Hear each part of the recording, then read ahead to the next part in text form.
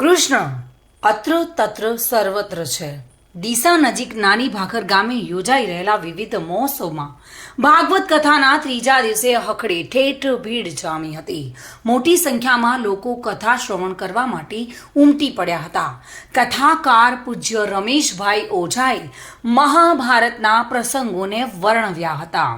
ડીસાથી Dantiwada road પર આવેલ ભાખરની પર્વતમાળાઓમાં બિરાજમાન શ્રદ્ધેય શ્રી ઈસ્માણી માતા યાત્રાધામ ખાતે પૂજ્ય મહંત 1008 રઘુનાથ ગિરિજી મહારાજ તેમજ ચાતુર્માસે બિરાજમાન મહાકાલ સેનાના સંસ્થાપક દિગંબર સંત ખુશાલ ભારતીજી મહારાજ તથા કથાના દાતા શ્રેષ્ઠી પીએન માળી અને નાની ભાખરના ગ્રામજનો દ્વારા મહાદેવજીની પ્રાણ પ્રતિષ્ઠા નિમિત્તે 108 કુંડી સહસ્ત્ર ચંડી મહાયજ્ઞ તેમજ શ્રીમદ ભાગવત કથાનું આયોજન કરવામાં આવ્યું છે અને કથામાં આંતરરાષ્ટ્રીય કથાકાર પૂજ્ય રમેશભાઈ ઓઝા વ્યાસપીઠ પરથી કથાનું રસપાન કરાવી રહ્યા છે.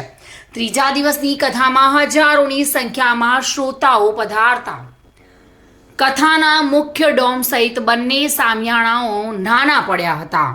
આજુબાજુના ગામોમાંથી વિશાળ સંખ્યામાં લોકો આવતા પાર્કિંગના સ્થળ પર પણ ભરાઈ ગયેલા જોવા મળ્યા હતા. કથાના ત્રીજા દિવસે પૂજ્ય ભાઈએ મહાભારતના અલગ અલગ પ્રસંગો વર્ણવી ભગવાન શ્રી કૃષ્ણ અત્ર તત્ર સર્વત્ર દરેકના હૃદયમાં બિરાજમાન છે તેમ જણાવી હૃદય અને મનને સારા વિચારોથી સજ્જ રાખવા જણાવ્યું હતું.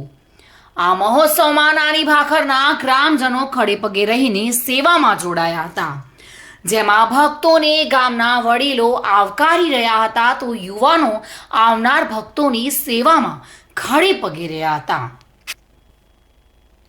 બલસી દરબાર સાથે bureau report, today Gujarati news.